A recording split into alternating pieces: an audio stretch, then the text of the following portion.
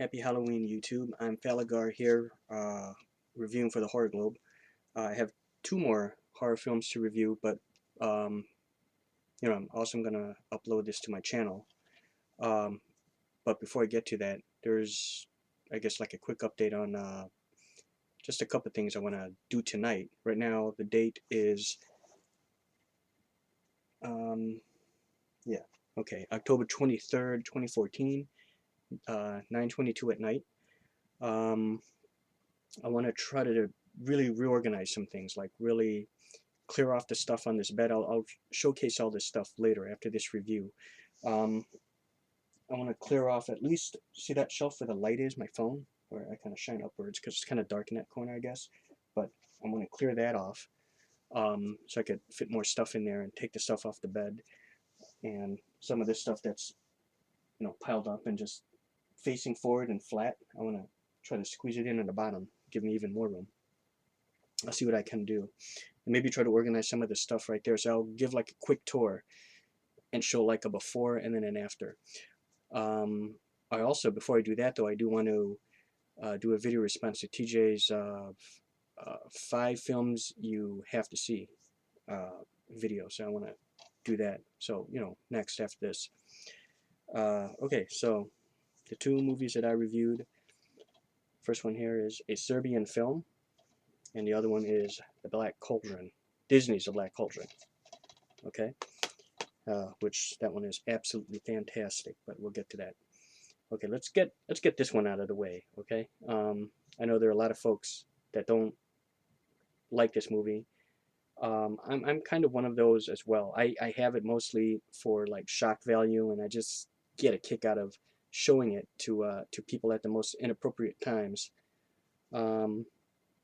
So I don't want to get too much into detail because it's kind of graphic, not necessarily gore wise. There is, a couple instances where there's some, I guess, some blood, and some gore, but it's mostly because of the sexual content. So Milos, a retired porn star, leads a normal family life with his wife Maria and 6-year-old son Petar in tumultuous Serbia, trying to make ends meet. A sudden call from his former colleague Layla will change everything. Aware of his financial problems, Layla introduces Milos to Vukmir, a mysterious, menacing, and politically powerful figure in the pornographic business. A leading role in Vukmir's production will provide financial support to Milos and his family for the rest of their lives. A contract insists on his absolute unawareness of a script they will shoot. From then on, Milos is drawn into a maelstrom of unbelievable cruelty and mayhem devised by his employer, the director of his destiny. So it has it in quotes. Vukmir and his cohorts will stop at nothing to complete his vision. In order to escape the living cinematic hell he's put into and save his family's life, Milos will have to sacrifice everything. Now here we have in bold red print his pride, his morality, his sanity, and maybe even his own life. It's unrated, made in 2011. It says unrated. It says here it's like uncut, or somewhere it says uncut. But anyways, 103 minutes. It's still cut. There's, let's see, one. I think there was a couple instances where I did notice, because I seen this before, of course, and the one I saw was the uncut version. Unfortunately, there's the Blu-ray release of it is slightly trimmed down by, honestly, it looks like 10 seconds, 15 seconds, and I know exactly where they were. So when I was watching this thing, I knew. I go, oh, okay, and I'm okay with that. I don't want to get into too much graphic detail. Let's just say it starts off with a boy watching a porn starring his father. He didn't know, like it says here, is a 6-year-old son Petar, and Milos and the mother walk in, and they catch him watching this, and then the mother runs over there and shuts it off, and then they start explaining a little bit about sex to this 6-year-old kid. It's absolutely wrong, guys, but anyways, and the father's trying to kind of rationalize, saying that, I was about his age when I saw my first porn. Really? Um, so the mother is saying that, oh, they're well, what was what was Daddy doing in that movie? Oh, he was just playing with that girl. And then, um, you know, the boy's saying, I got a funny feeling, down below, kind of like the wheels are turning, is how he explained it. And the father and mother just kind of, smile and look at each other, like I guess it's okay, but I don't know. I mean, 6 years old. Um, and then there, we jump to the bedroom. Okay, and Milos and his wife are they're watching the porn together. That same one, and the wife's getting turned on by it. And then the wife says, "I'm gonna try to keep this clean, guys. Um, you know, do you ever miss it?" Okay, he's like, "Well, no, I guess not. Why don't you ever do me like that?"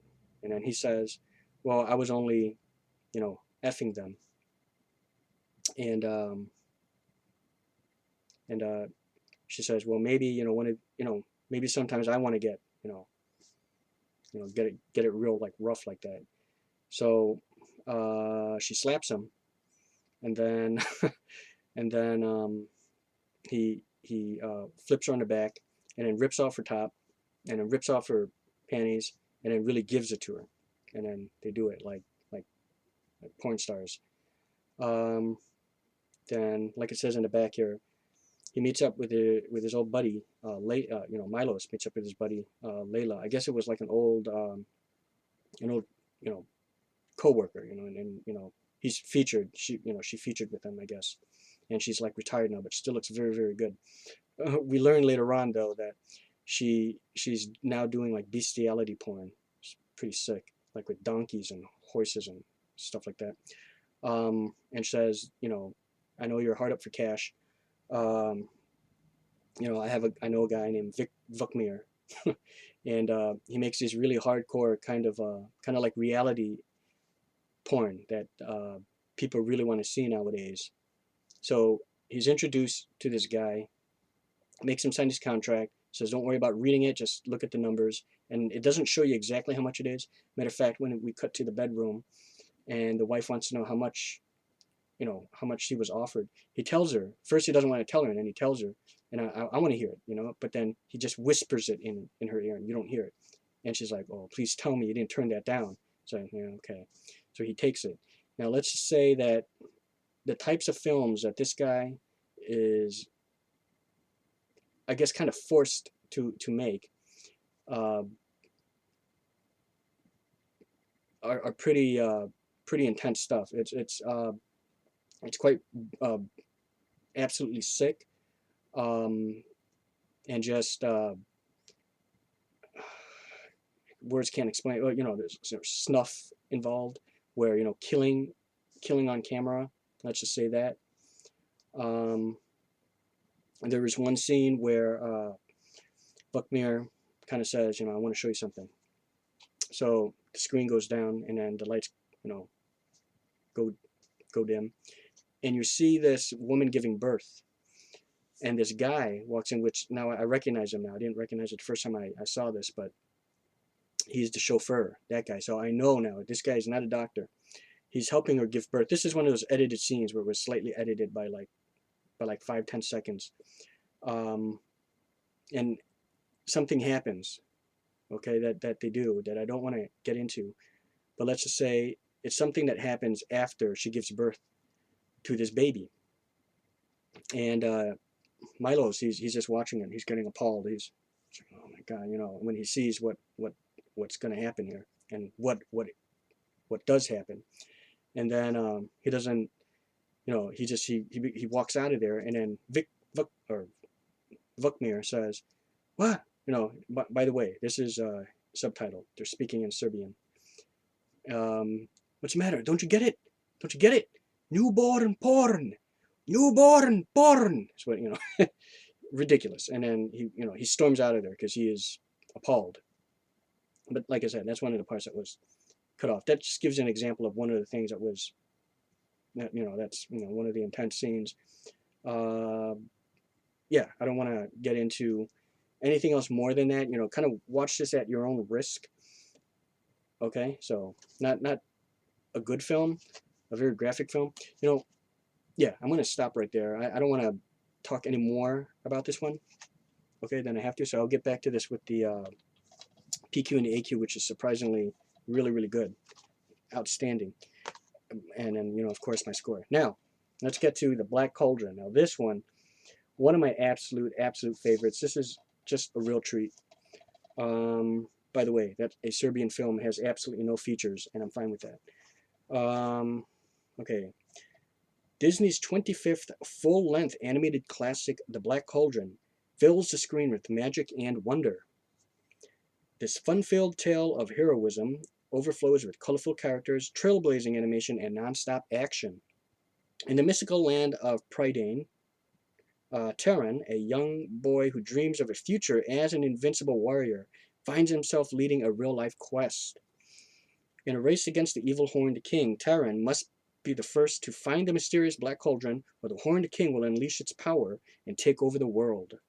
With the help of a magic sword, an enchanting princess, and adorable clairvoyant pig, and a furry little creature named Gurgi, me munchies and crunchies. Okay, Terran overcomes winged dragons, which are technically they're called wyverns, the king's monstrous henchmen, three batty witches, and more, and learns nothing is as powerful as courage and friendship. Okay, we do have special features on here. Quest for the Black Cauldron, Destination Game, Trick or Treat cartoon starring Donald Duck, okay, and a still frame gallery. And I think that Trick or Treat is Trick or Treat, Trick or Hazel the Witch. That's a fantastic one. I ought to hit that one for Halloween. Yeah. But anyways, and do a review of it, okay, as a short thing and pair it up with something else. So it starts off with, let me see here. I think there's like a narration. I can't remember now, but I think there's some kind of narration of the Black Cauldron, like what it does. Then we cut to this farm place where it's Terran, who is the pig keeper, and his I don't know if he's his uncle or his father. Was he his father? You know what? I think it might have been his master. I don't think it was his father. He kind of tells him that the pig Henwin has this gift to kind of predict the future, and he tells him that the Horned King is going to be looking for this pig to try to get him to tell him the location of the Black Cauldron, which has the ability to the power to raise the dead. You put one corpse in there, and then it's going to reanimate all the other corpses around it. So he wants to rule the world with this animated corpse. Very dark. This is one of Disney's more darker animated classics there. There's no songs or anything, and there's a little bit of blood. One scene where you see Terran kind of bleeding from the mouth when he gets attacked by these wyverns, those little winged dragons, as they put it. So now he's tasked with going on this mission, taking the pig someplace safe. So this is where along the way he meets Gurgi, because Terran's looking for food for his pig and finds this apple. The pig went missing, and then Gurgi comes along and he's trying to steal that apple from him, and that's kind of like how they meet. And he says, yeah, I am looking for my lost pig.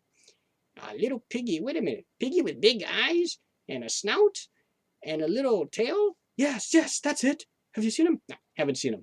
It's like, oh, a lot of good you are, a lot of use you are. And then he says, and then he sees that he puts the apple in his shirt. So now he wants that apple. So he's like, oh, wait a minute, no, Gurgi, now remember, I saw Piggy this way. And this is the part where, when they're trying to look for the pig, he hears the squeal, and then Gurgi takes off, he splits on him because, danger.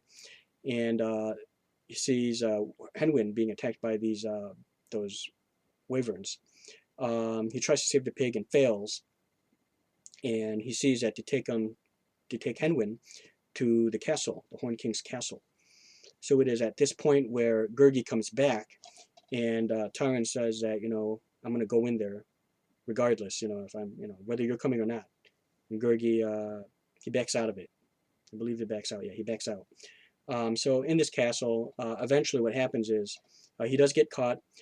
gets thrown into the dungeon for refusing to help the Horned King make the pig give up the location of the Black Cauldron. He's thrown in this dungeon, and later we're introduced to Alora, which is her right here in the back.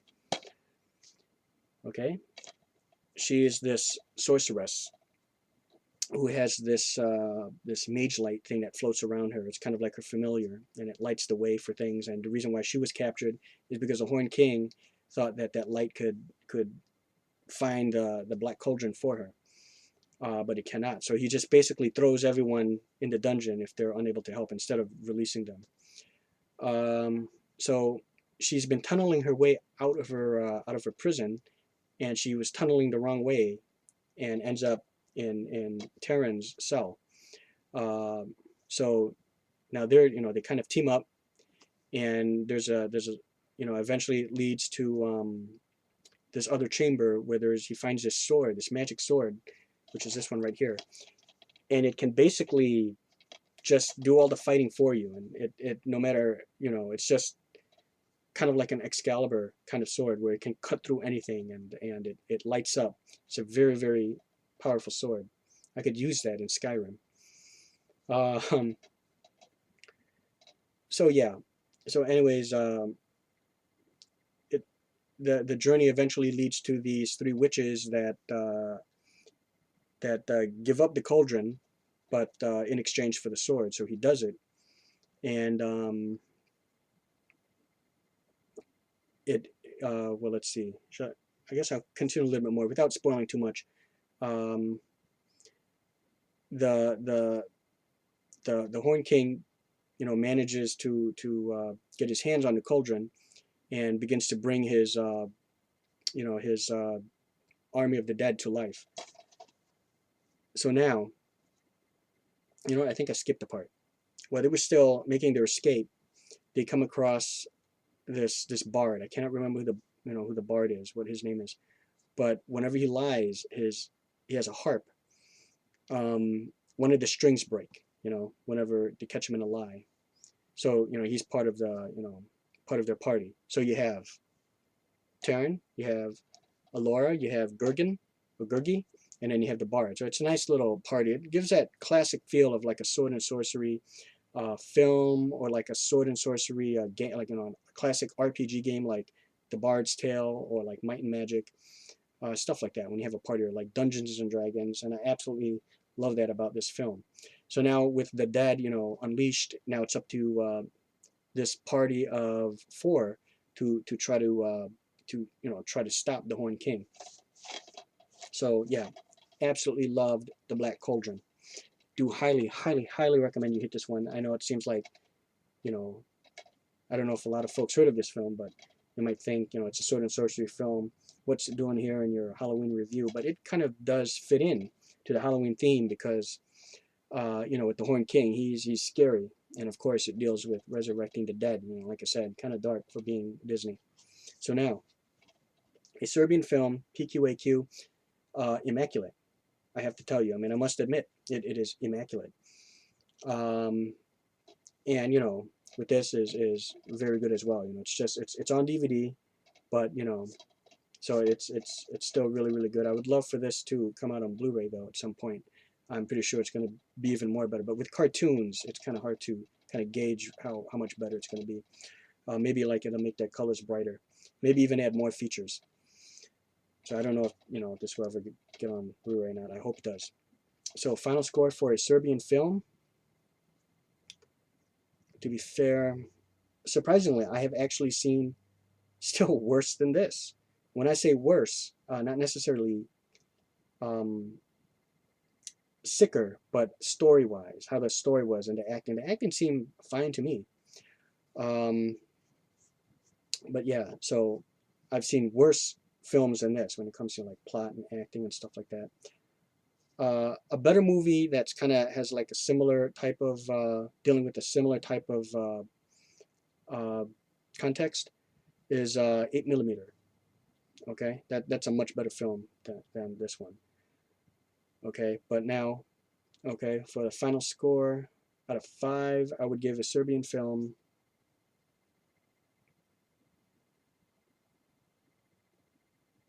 I'm gonna give it. I'm gonna give it a generous. Should I? You know what? I'm gonna give it a strong 1.75 out of 5. Okay, for a Serbian film. That is a terrible score, but you know it's all mostly for. I mean, I get the plot. It does kind of have an interesting story, but the things involved in there and the images are just are really really sick and very disturbing. Now, the Black Cauldron. Love the Black Cauldron. I'm gonna give this one. You know what? I'm gonna give the Black Cauldron a perfect score of 5. It is that good to me. Yeah, I think it flopped back in its day, but you know, and I've seen this in theaters, and I kind of dug it, but it's just I dig it even more now, like way more now, ever since I got this on DVD. All right, guys. So there we go. There's my review for a Serbian film and the Black Cauldron. I hope you guys are having a great, 31 days of horror, or what's left of it, and I hope you guys have a happy Halloween. So, farewell.